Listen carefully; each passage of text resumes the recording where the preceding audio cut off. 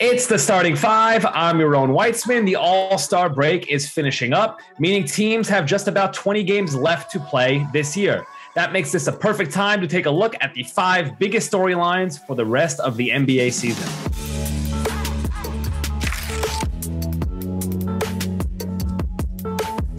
Number one, the beasts in the East. The Eastern Conference is absolutely stacked. The way I see it, there are basically 6 teams we have to consider semi-legitimate title contenders. At the top of the conference, you have the Heat, you have the Bucks, you have the Bulls, you have the Sixers, you have the Nets, and don't forget the Boston Celtics. Each of these teams, to me, has a legit chance to represent the conference in the finals. The Heat, for example, they're number one in the East, despite the fact that the 4 best players, Jimmy Butler, Bam Adebayo, Tyler Hero, Kyle Lowry, have played a total of just 65 minutes together all season. Despite all that, the Heat are the only team in the East with a top 10 offense and a top 10 defense. The one question for the Heat, obviously they have to make sure these guys are healthy come playoff time. The other thing is their half-court offense can perform at a level where they can thrive in the playoffs. They're about 13th in half-court offense right now. If everyone's healthy, I think that number can go a bit higher, but we'll have to wait and see. There are also the Bucks, who have been not quite as good as they were last season. Maybe it's a bit of a championship lull. Also, having Brook Lopez out for basically the entire season with a back injury has really hurt their defense. But they still have Giannis, who is playing as good as ever. Also, shout out to Giannis for blocking his teammate Chris Middleton in an All-Star game. I think that kind of tells us everything we need to know about who Giannis is. Also, it's kind of mean, and I kind of respect that. With Giannis at the helm, the Bucks are a legit threat to represent the East in the finals, but they are going to have to shore up the defense. And also, we're going to have to see how Pat Connaughton looks when he comes back from injury. The other team we have to mention at the top of the conference, the Chicago Bulls, who we're all basically sleeping on, and yet a recent 5-game win streak has basically stabilized their season. DeMar DeRozan has been playing fantastic. We're going to talk more about him later when we get to MVP talk. If they get Lonzo Ball and Alex Caruso back, that can maybe stabilize the defense, help improve it there. I would be surprised if the Bulls make it out of the East, but man, they've been so good this season. I don't think you can write them off. Meanwhile, the Boston Celtics have inserted themselves into this conversation. They won 11 of their last 13 games entering the All-Star break.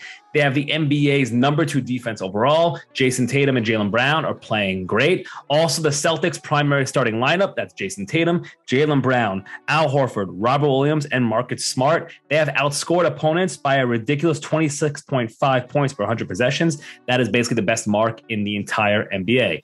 No, I'm not necessarily picking the Celtics, but if you tell me a team built around an elite defense who can get shots in a half court with Jason Tatum and Jaylen Brown, I don't know, that sounds like the kind of team that can make it to the finals, doesn't it? And then, of course, we have to talk about the 2 teams that collaborated on that major pre-deadline deal, the Brooklyn Nets and the Philadelphia 76ers, both of whom I think probably have the highest upside of any of the teams among this group.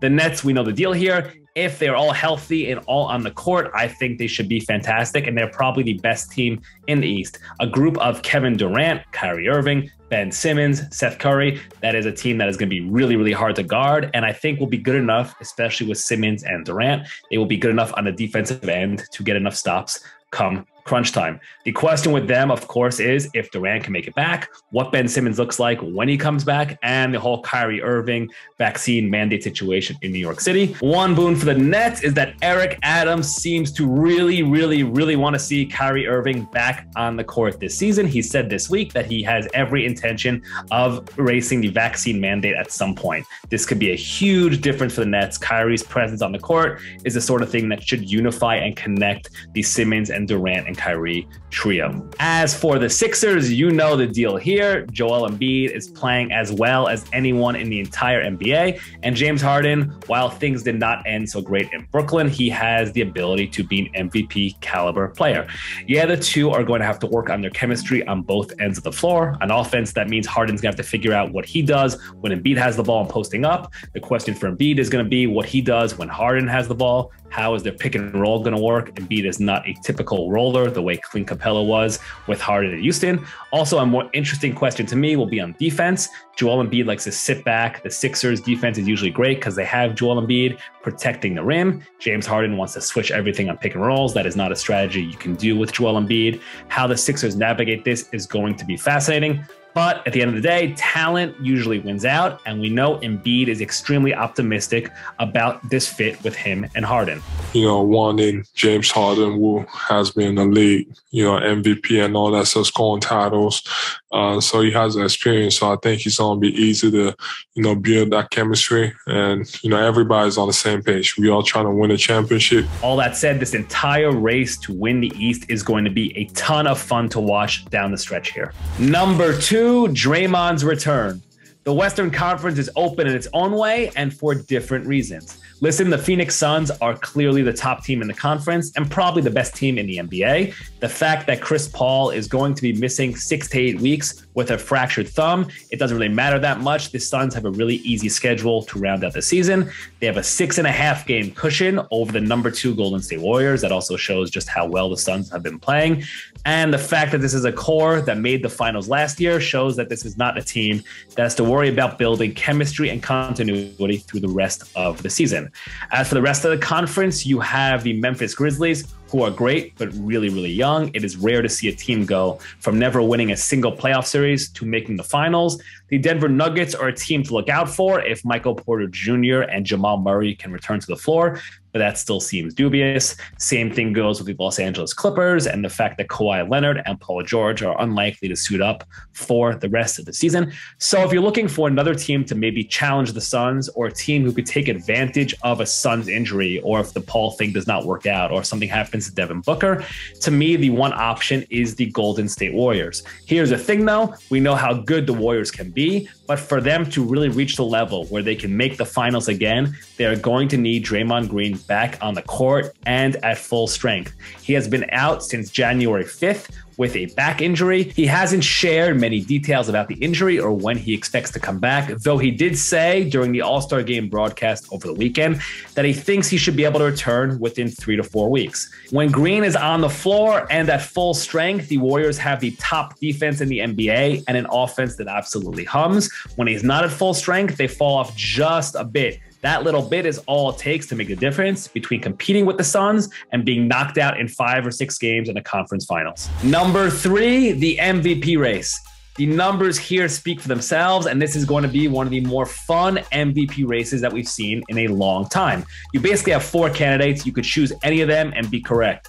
There's DeMar DeRozan, who has the Bulls at the top of the Eastern Conference. You have Giannis. You don't need me to tell you how good he's been this season. He's basically a Defensive Player of the Year candidate and the top offensive player on one of the best teams. Joel Embiid, no player does more on both ends of the floor. The entire Sixers playbook, everything they do is dependent on Embiid being the best on the floor on offense and defense. There's not another player in the NBA who you can say that about. And then there's Nikola Jokić, who is basically doing things that we've never seen from an NBA center. He's a great scorer, an incredible passer, rebounding. The Nuggets with him on the floor perform like the best team in the NBA. Without him, they're basically a lottery group. Each of these 4 guys could win the award. It's going to be a blast to follow this as the season winds down. Number 4, what's the deal with Zion? This is actually one of the bigger NBA stories, even though it has nothing to do with anything taking place on the court right now.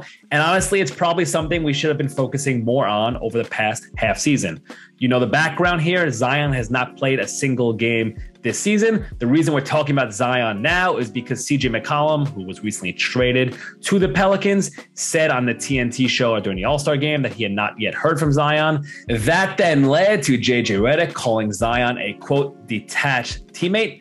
Not only is JJ Redick somebody he would know, given the fact that he's played with Zion in New Orleans, but as Scott Kushner, a longtime Pelicans beat writer down in New Orleans, pointed out, JJ Redick is somebody who would have every incentive to take Zion's side.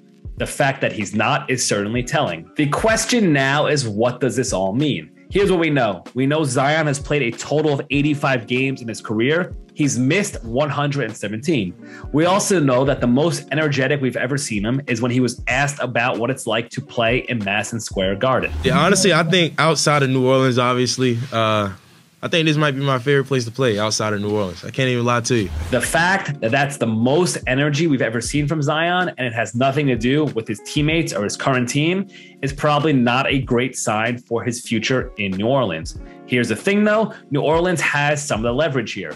they can offer Zion a max extension this summer for about $189 million. The question is, do they want to, given Zion's injury history? And is Zion willing to reject that deal since he clearly is not happy with the current situation? This is a #1 pick. And not only do we never see these sorts of situations play out with #1 picks, but the fact that Zion was the most hyped top pick probably since LeBron James makes this a huge NBA story and one worth paying attention to as the season winds down here.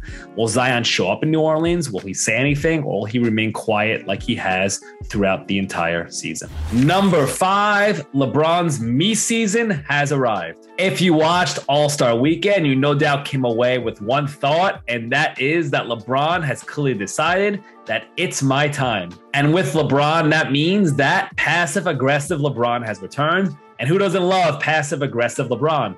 Who can forget his famous fit-in tweet directed at Kevin Love without actually mentioning Kevin Love's name? Now LeBron completely hijacked All-Star Weekend. He was out there complimenting Rams GM Les Snead for wearing a shirt that said F those picks. The implication clearly being that the Lakers did not trade away enough picks to make LeBron happy. He is asked about the Thunder and somehow turned that into a soliloquy about how great a GM Sam Presti is. The MVP over there is Sam Presti. He the MVP. I mean, Josh Giddey is great. Sam Presti, I don't understand this guy's eye for talent. He drafted KD, Russ, Jeff Green, Serge Ibaka, Reggie Jackson, Josh Giddey, and the list goes on and on and on. This guy's pretty damn good. He told Jason Lloyd of The Athletic, a reporter he knows well, that the door is not closed on him returning to the Cavaliers. Also that he wants to play with his son Bronny if and when Bronny makes the NBA. Also, if you watch the All-Star game, LeBron looked different, didn't he? And the reason is he looked ecstatic just about everything going on the entire weekend. He looked thrilled to be back in Cleveland and certainly more happy than he's been in LA for a few seasons. What does this all mean? Well, with LeBron, you can never be quite sure. What we do know, though, is that the Lakers are currently in 9th place in the West and that Anthony Davis is out a bit with an ankle injury. That means that the Lakers are likely destined for the play-in tournament, which is going to make this entire season a disaster. That, however, doesn't mean we can't sit back and enjoy the show and watching the ways that LeBron takes shots at Rob Pelinka and watching how Rob Pelinka decides to fight back. That's your starting 5. I'm Yaron Weitzman. Be sure to check out more great NBA coverage at the Fox Sports app.